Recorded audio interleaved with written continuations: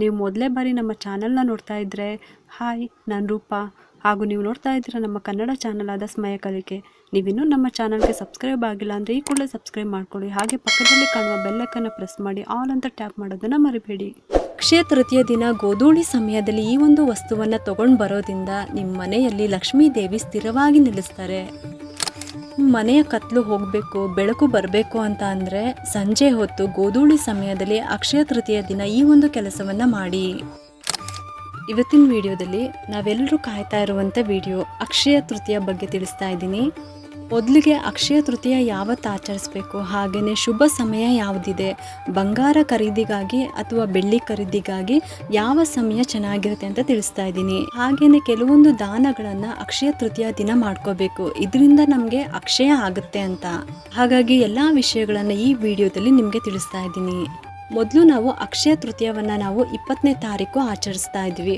ತೃತೀಯ ತಿಥಿ ನಮಗೆ 19ನೇ ತಾರೀಕು ಮಧ್ಯಾಹ್ನ 3 ಗಂಟೆ 17 ನಿಮಿಷಕ್ಕೆ ಪ್ರಾರಂಭ ಆಗ್ತಾ ಇದೆ. ಇನ್ನು 20ನೇ ತಾರೀಕು ಬೆಳಗ್ಗೆ 10 ಗಂಟೆ 56 ನಿಮಿಷದವರೆಗೂ ತೃತೀಯ ತಿಥಿ ಇರುತ್ತೆ. ನಂತರ ಚತುರ್ಥಿ ತಿಥಿ ಬರುತ್ತೆ.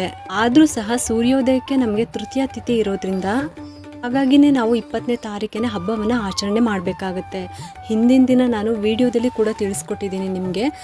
ನಮಗೆ ಸೂರ್ಯೋದಯಕ್ಕೆ ಯಾವ ತಿಥಿ ಇರುತ್ತೆ ಅದು ನಮಗೆ ತುಂಬಾ ಮುಖ್ಯ ಅಂತ ಹಬ್ಬಗಳ ಆಚರಣೆಗಾಗಿ. ಹಾಗಾಗಿ ನಾವು ಅಕ್ಷಯ ತೃತೀಯವನ್ನು 20ನೇ ತಾರೀಕು ಸೋಮವಾರ ಆಚರಣೆ ಮಾಡ್ತಾ ಇದ್ದೀವಿ.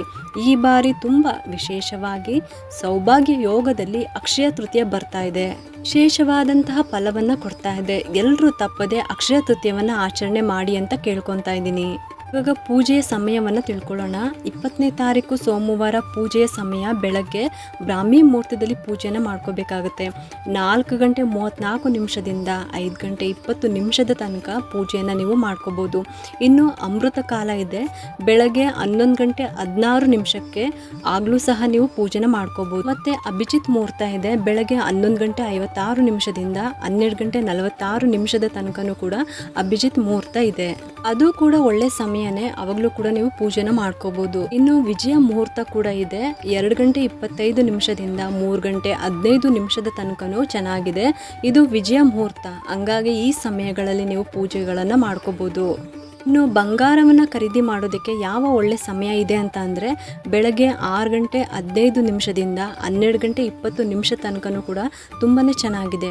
ಇನ್ನು ಮಧ್ಯಾಹ್ನ 1 ಗಂಟೆ 55 ನಿಮಿಷದಿಂದ 4 ಗಂಟೆ 10 ನಿಮಿಷ ತನಕನೂ ಕೂಡ ಸಮಯ ಚೆನ್ನಾಗಿದೆ. ಈ ಸಮಯದಲ್ಲಿ ನೀವು ಬೆಳ್ಳಿ, ಬಂಗಾರ ಅಥವಾ ಇನ್ನು ಏನಾದರೂ ಖರೀದಿ ಮಾಡಬೇಕು ಅಂತ ಇದ್ದರೆ ಈ ಒಂದು ಸಮಯದಲ್ಲಿ ನೀವು ಮಾಡ್ಕೋಬೋದು.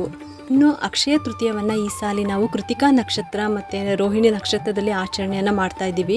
ಬೆಳಗ್ಗೆ 7 ಗಂಟೆ 52 ನಿಮಿಷದ ತನಕನೂ ಕೂಡ ಕೃತಿಕಾ ನಕ್ಷತ್ರ ಇದೆ. ನಂತರದಲ್ಲಿ 6 ಗಂಟೆ 7 ನಿಮಿಷದವರೆಗೂ ಕೂಡ ರೋಹಿಣಿ ನಕ್ಷತ್ರ ಇದೆ. ಇನ್ನು ಸೌಭಾಗ್ಯ ಯೋಗ ಕರಚಕರಣದಲ್ಲಿ ಈ ಬಾರಿ ನಾವು ಅಕ್ಷಯ ತೃತೀಯವನ್ನು ಆಚರಣೆಯನ್ನು ಮಾಡ್ತಾ ಇದ್ದೀವಿ. ಯಾರು 7 ಗಂಟೆ ಒಳಗಡೆ ಪೂಜೆ ಮಾಡ್ಕೊಳ್ತಿರೋ ಅಂಥವರು ಕೃತಿಕಾ ನಕ್ಷತ್ರ ಅಂತ ಹೇಳ್ಕೊಳ್ಳಿ. ನಂತರದಲ್ಲಿ ಪೂಜೆ ಮಾಡೋರು ರೋಹಿಣಿ ನಕ್ಷತ್ರ ಅಂತ ಹೇಳ್ಕೊಳ್ಬೇಕು. ಈಗ ಅಕ್ಷಯ ತೃತೀಯ ದಿನ ಏನು ವಿಶೇಷ ಅಂತ ಅಂದರೆ ಪರಶುರಾಮ ಜಯಂತಿ, ಪರಶುರಾಮರ ಆರಾಧನೆ, ಇದನ್ನು ಸಹ ಅವತ್ತಿನ ದಿವಸ ಮಾಡ್ಕೋಬೇಕು. ಇನ್ನು ಅಕ್ಷಯ ತೃತೀಯಕ್ಕೆ ಅಧಿಪತಿಯಾದಂತಹ ಮಹಾವಿಷ್ಣುವು ಹಾಗೂ ಲಕ್ಷ್ಮೀ ದೇವಿ, ಹಂಗಾಗಿ ವಿಷ್ಣು ಸಹಿತ ಲಕ್ಷ್ಮೀ ದೇವಿಯ ಪೂಜೆ ಮಾಡೋದು ತುಂಬಾ ಶ್ರೇಷ್ಠವಾದದ್ದು. ಅವತ್ತಿನ ದಿವಸ ಆ ದಿನ ಚಿನ್ನ ಖರೀದಿನ ಮಾಡೋದು ಮತ್ತು ವಿಶೇಷವಾಗಿ ದೀಪವನ್ನು ಹಚ್ಚೋದು, ಸಂಜೆ ಹೊತ್ತಿಗೆ ದೀಪಗಳನ್ನು ಹಚ್ಚೋದು, ಇದರಿಂದ ಮನೆಯಲ್ಲಿ ಬೆಳಕು ಹೆಚ್ಚಾಗುತ್ತೆ. ಅಂದರೆ ಕಷ್ಟಗಳೆಲ್ಲ ಪರಿಹಾರಕ್ಕಾಗಿ ಸುಖ, ಶಾಂತಿ, ನೆಮ್ಮದಿ ನೆಲೆಸುತ್ತೆ, ಅಕ್ಷಯ ಆಗುತ್ತೆ. ದೀಪ ಹಚ್ಚಿದಾಗ್ಲೇ ನಮ್ಮ ಮನೆ ಅಕ್ಷಯವಾಗ್ತಾ ಹೋಗುತ್ತೆ, ಮನೆ ಬೆಳಗ್ತಾ ಹೋಗುತ್ತೆ. ಹಾಗಾಗಿ ಸಂಜೆ ಗೋಧೂಳಿ ಸಮಯದಲ್ಲಿ ಹೆಚ್ಚು ಹೆಚ್ಚು ದೀಪಗಳನ್ನು ಹಚ್ಚೋದು, ಬಾಗಿಲು ಮುಂದೆ ಹಚ್ಚೋದು ಮತ್ತು ತುಳಸಿ ಮುಂದೆ ಹಚ್ಚೋದು ತುಂಬ ವಿಶೇಷ ಫಲವನ್ನು ಕೊಡುತ್ತೆ. ಇನ್ನು ಅಕ್ಷಯ ತೃತೀಯ ದಿನ ವಿಶೇಷವಾಗಿ ಮನೆಗೆ ಒಂದು ಪ್ಯಾಕೆಟ್ಟು ಕಲ್ಲುಪ್ಪನ್ನು ತರಬೇಕು. ಆದಷ್ಟು ಸಂಜೆ ಹೊತ್ತಲ್ಲಿ ಗೋಧೂಳಿ ಸಮಯದಲ್ಲಿ ಕಲ್ಲುಪ್ಪನ್ನು ಮನೆಗೆ ತೊಗೊಂಡು ಬಂದರೆ ಲಕ್ಷ್ಮೀ ದೇವಿ ಮನೆಯಲ್ಲಿ ಸ್ಥಿರವಾಗಿ ನೆಲೆಸ್ತಾಳೆ ಅಂತ ಹೇಳ್ತಾರೆ. ಇನ್ನು ದಾನ ಧರ್ಮಗಳನ್ನು ಮಾಡೋದು ತುಂಬ ವಿಶೇಷ ಫಲವನ್ನು ತಂದುಕೊಡುತ್ತೆ. ಅಕ್ಷಯ ತೃತೀಯ ದಿನ ಯಾವ ದಾನಗಳನ್ನು ಮಾಡಬೇಕು ಅಂತ ತಿಳಿಸ್ತಾ ಹೋಗ್ತೀನಿ.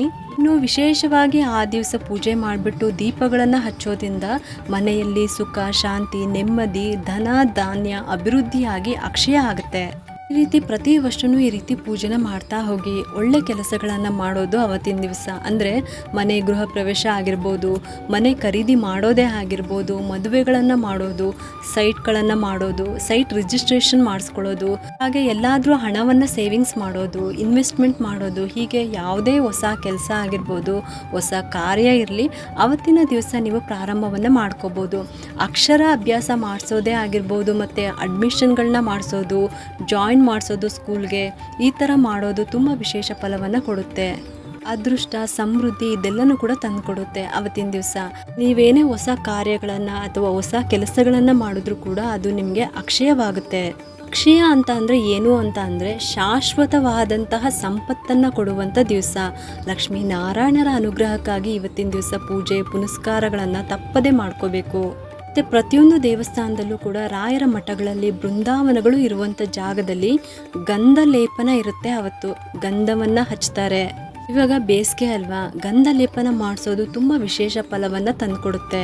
ಅತ್ಯಂತ ಪುಣ್ಯಕರವಾದದ್ದು ಇದು. ಮನೆಯಲ್ಲೇ ಆದರೂ ಪರವಾಗಿಲ್ಲ, ಕೃಷ್ಣನ ಮೂರ್ತಿಗೆ, ಭಗವಂತನ ಮೂರ್ತಿಗೆ ಗಂಧವನ್ನು ತೆಗೆದುಬಿಟ್ಟು ಹಚ್ಚಿಟ್ಬಿಟ್ಟು ಪೂಜೆಯನ್ನು ಮಾಡಿಬಿಟ್ಟು, ಅಥವಾ ನಿಮ್ಗಾಗಿಲ್ಲ ಅಂತ ಅಂದರೆ ಎಲ್ಲಾದರೂ ದೇವಸ್ಥಾನಗಳಲ್ಲಿ, ಅಂದರೆ ಕೃಷ್ಣನ ದೇವಸ್ಥಾನಗಳಲ್ಲೇ ಆಗಿರ್ಬೋದು, ಅಥವಾ ರಾಯರ ಮಠಗಳಲ್ಲಿ ಬೃಂದಾವನ ಇರುವಂಥ ಸ್ಥಳದಲ್ಲಿ ನೀವು ಗಂಧ ಲೇಪನಕ್ಕೆ ದುಡ್ಡನ್ನು ಕೊಟ್ಬಿಟ್ಟು ಬರೆಸ್ಬಿಟ್ಟು ಬನ್ನಿ. ನಿಮ್ಮ ಗೋತ್ರ ನಕ್ಷತ್ರ ಎಲ್ಲ ಹೇಳಿಬಿಟ್ಟು ಬಂದರೆ ಅವತ್ತು ನಿಮಗೆ ಗಂಧ ಲೇಪನವನ್ನು ರಾಯರಿಗೆ ಅಥವಾ ಕೃಷ್ಣನಿಗೆ ಮಾಡ್ತಾರೆ.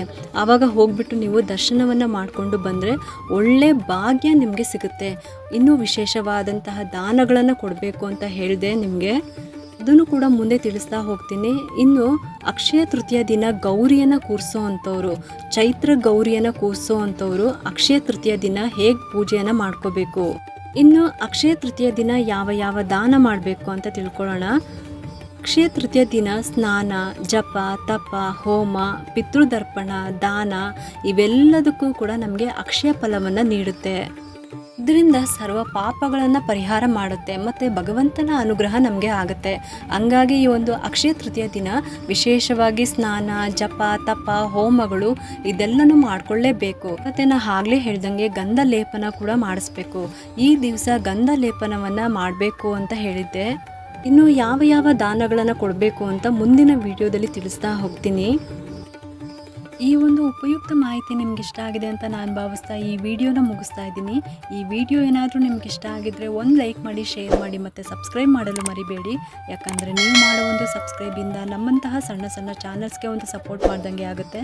ಮತ್ತೆ ಸಿಗ್ತೀನಿ ಮುಂದಿನ ಹೊಸ ವಿಡಿಯೋದೊಂದಿಗೆ ಅಂತ ಹೇಳ್ತಾ ಈ ವಿಡಿಯೋನ ಮುಗಿಸ್ತಾ ಇದ್ದೀನಿ. ಸರ್ವೇ ಜನ ಸುಖಿನೋ ಭವಂತು.